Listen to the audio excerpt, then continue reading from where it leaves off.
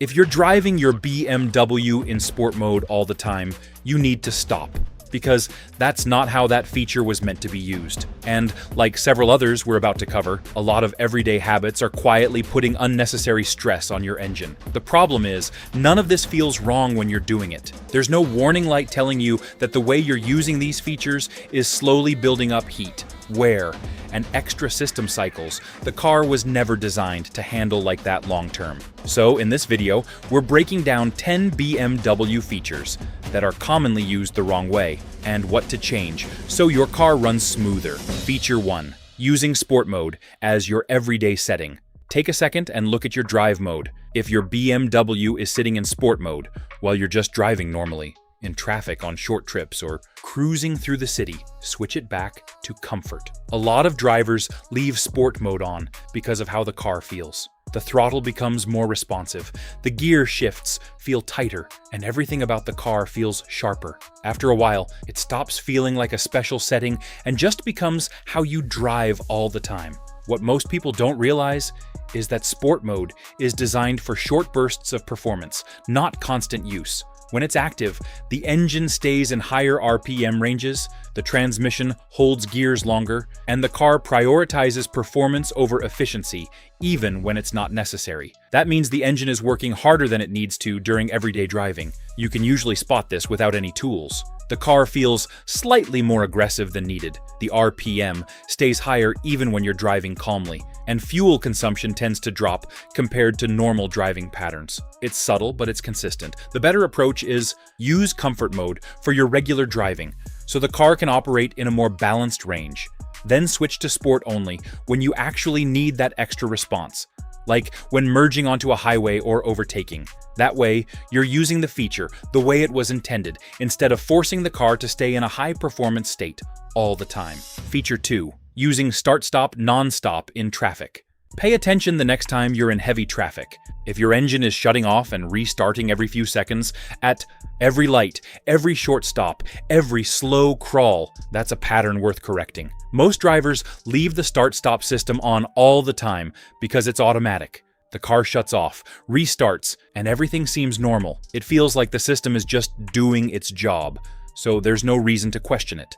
What's actually happening is a repeated cycle of engine restarts that adds up quickly. Each restart puts load on the battery, the starter system, and the electrical components managing that process. In light traffic or longer stops, that's fine. But in dense stop-and-go driving, those cycles happen far more frequently than the system was intended to handle continuously. You can begin to notice it in small ways. The restart may feel slightly delayed, the transition becomes less smooth, or electrical behavior starts to feel inconsistent, especially on shorter drives, where the battery doesn't fully recharge between stops. The better approach is to be selective. When you're in heavy traffic where the car is stopping and moving every few seconds, it makes more sense to disable the system temporarily. This reduces unnecessary restart cycles and allows the engine and battery system to operate more steadily. When you're in lighter conditions with longer stops, you can let it function as intended. This is one of those cases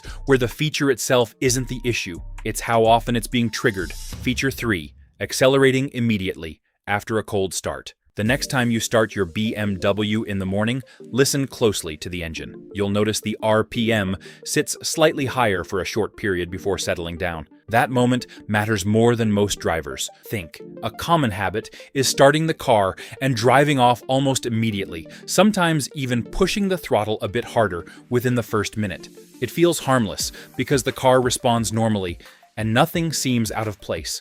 What's happening underneath is different. When the engine is cold, the oil hasn't fully circulated through all the internal components yet. That means key moving parts are operating without optimal lubrication, even though everything feels fine from the driver's seat. You can recognize this phase easily. The engine sounds slightly louder, the RPM sits higher than usual, and the car hasn't settled into its normal idle behavior. That's the system warming itself up and stabilizing internal conditions. The adjustment here is simple but important. Give the engine a short moment to stabilize before demanding performance from it. Let the RPM drop to its normal level. Then drive smoothly for the first few minutes instead of accelerating aggressively.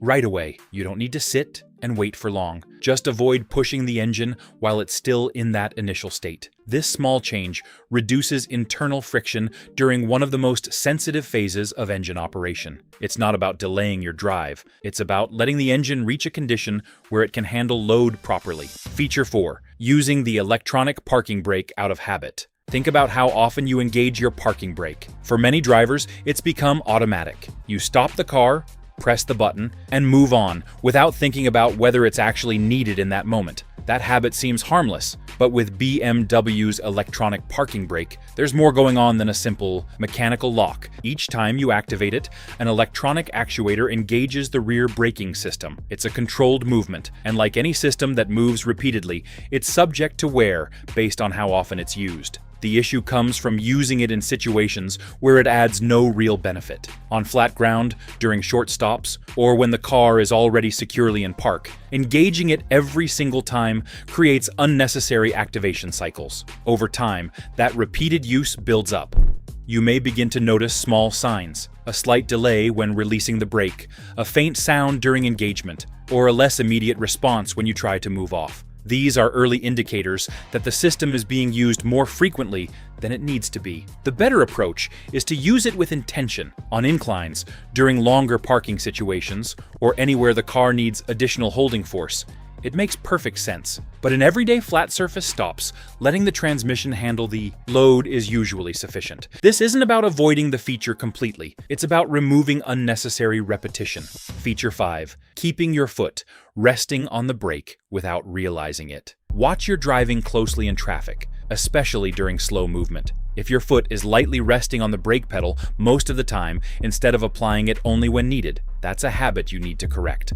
A lot of BMW drivers do this without realizing it. The car feels controlled, the movement is smooth, and it seems like you're just maintaining position. But that light pressure is not neutral. The braking system is still engaged. What that creates is constant contact between the brake pads and the rotors. It's not strong enough to slow the car noticeably, but it's enough to generate continuous heat. Over time, that heat builds up and starts affecting how the braking system performs. You can spot it if you pay attention. Brake dust builds up faster than usual. The brakes feel less sharp, and in some cases, there's a faint smell after driving in traffic. These are signs the system is working more than it should. The adjustment is simple. Take your foot completely off the brake when you're not actively slowing down. Let the car roll when it's safe. Then apply the brake with clear, controlled pressure instead of constant contact. That changes how the system operates immediately. This might seem small, but it adds up. Brake components wear based on usage patterns, not just mileage. A habit like this can shorten the lifespan of your pads and rotors far earlier than expected. What could have lasted much longer ends up needing replacement sooner. And that's where the cost comes in, not just from the parts, but the labor and repeated servicing. If your brakes seem to wear out faster than expected, or you notice excessive dust on your wheels, this is one of the first habits to check. More breakdowns like this are coming, where we go deeper into how these cars actually work and how to get the best out of them without guesswork. Feature 6. Driving short distances without letting the system complete its cycle. Look at how you use your car during the day. If most of your drives are very short, starting the car, moving for a few minutes, then shutting it off again, that's a pattern you need to pay attention to.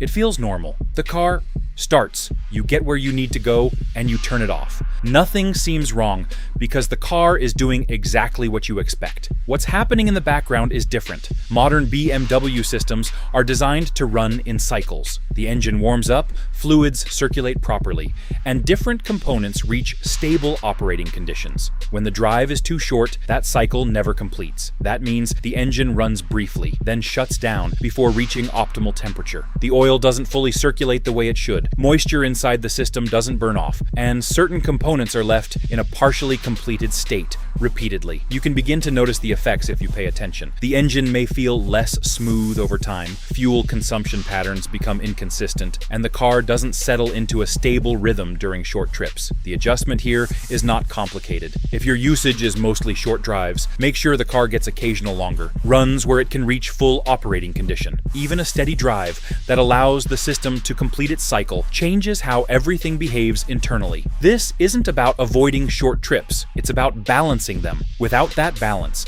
the car is constantly starting a process it never finishes. And when patterns like this build up over time, the cost doesn't show up immediately. It shows up later, when performance starts to drop, and components begin to wear in ways that don't seem obvious at first. If your driving is mostly short distance, and the car never fully settles during use, this is one of the first patterns to correct. There's another habit that affects what happens even before you start driving. Feature 7. Overriding gear changes when it isn't necessary. It's easy to reach for the paddle shifters or switch into manual mode, especially when you want the car to feel more responsive. But if you're doing this during normal driving, steady, cruising, light acceleration, or traffic, that's where the misuse starts. BMW's transmission isn't just reacting, it's constantly calculating. It adjusts shift timing based on speed, throttle input, load, and road conditions, keeping the engine in the most efficient range without you having to think about it. The issue comes in when those automatic decisions are overridden without a clear need. Holding a gear longer than necessary or forcing early downshifts pushes the engine into higher RPM ranges more often than required. That changes how the drivetrain operates, increasing heat and placing more load on the transmission system. You'll start to notice subtle changes in behavior. The car may feel less fluid between gears.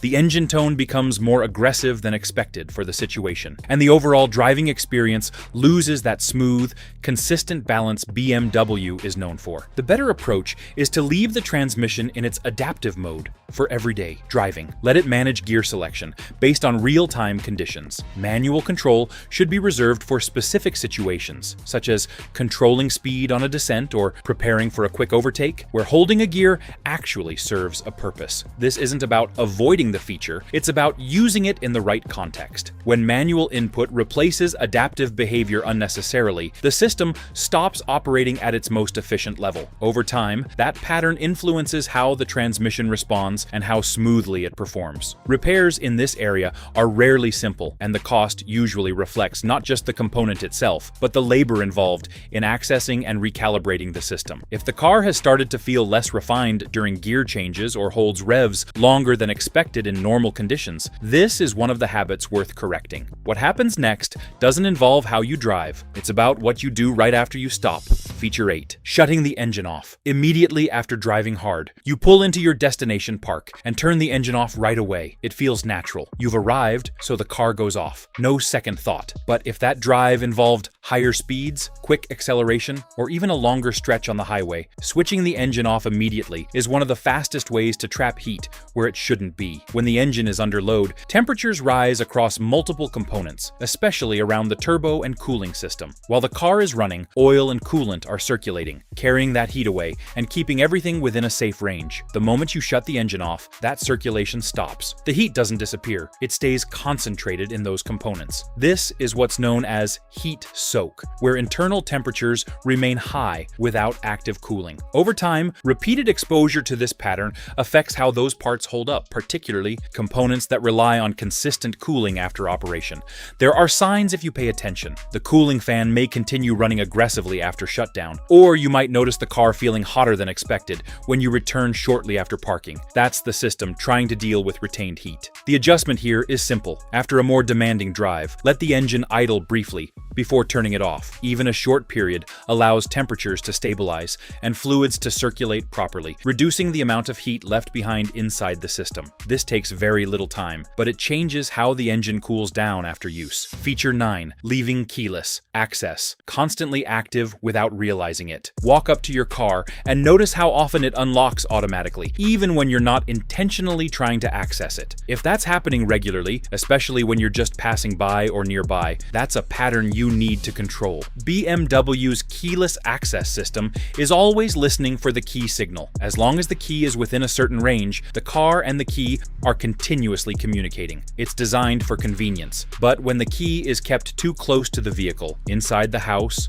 near the door, or in the same room. That communication doesn't stop. What this creates is constant background activity between the key and the car. Over time, that drains the battery faster than expected and keeps certain systems partially active more often than they should be. You'll start to notice it in small ways. The car may unlock unexpectedly, the battery weakens sooner than expected, or you experience inconsistent behavior when trying to start the car. These are early signs that the system is being triggered too frequently. The fix is straightforward. Keep the key at a reasonable distance from the car when it's parked, especially at home. This reduces unnecessary signal exchange and allows the system to fully power down instead of staying partially active. This is one of those features that works best when it's not constantly being triggered. When used properly, it's seamless and efficient. When left active all the time, it creates a pattern that affects battery performance over time. If your battery seems to drain faster than expected, or the car behaves unpredictably when unlocking, this is one of the first habits to correct. Beyond convenience features like this, there's one more area where drivers tend to rely too much on the car, and it changes how they respond behind the wheel altogether. Feature 10. Letting driver assistance do too much of the work. Cruise control, lane assist, collision warnings. Once you get used to these systems, it's easy to lean on them more than you should. The car feels like it's helping, so you relax a bit more each time. These systems are designed to assist, not replace your input. When you begin to rely on them constantly, your reaction time changes. You stop making small adjustments yourself because you expect the car to handle it. The effect is gradual. Steering corrections become less precise, braking responses feel delayed, and your overall awareness drops slightly without you noticing. The car is still performing, but your role in controlling it becomes less active. You can pick up on this if you pay attention. When the system disengages or behaves differently, your response may feel slower than expected. It's not because the car failed, it's because your input has been reduced over time. The adjustment is simple. Use these systems as support, not as a replacement. Stay actively engaged with steering, spacing, and braking decisions, even when assistance is active. That keeps your response sharp and maintains control where it matters most. This isn't just about safety. It also affects how smoothly the car operates. Over-reliance can lead to inconsistent inputs when you take control back, which changes how the car behaves in real situations. If you've ever felt slightly out of sync when the system disengages or the car hands control back to you, this is where that pattern comes from. And when you step back and look at everything we've covered, a clear pattern starts to form. When you step back and look at all of this together, it becomes clear that most of these issues aren't coming from the car itself. They come from patterns, small repeated habits that feel normal while you're driving, but slowly change how different systems behave over time. Higher RPM than necessary, more restart cycles than intended, extra heat that doesn't get managed properly, components working more often than they should. None of it feels serious in the moment. That's why it goes unnoticed. But this is where the difference shows up. A car that feels smooth, responsive, and consistent over time usually isn't being driven harder, it's being used more correctly. Once you start adjusting these habits, the changes are noticeable. The car settles better, responses feel more consistent, and you remove the kind of stress that builds up quietly in the background. This isn't about avoiding features. It's about using them the way they were designed to work. I'd like to hear from you. Which of these habits have you been doing without realizing it, or which one surprised you the most? Drop it in the comments.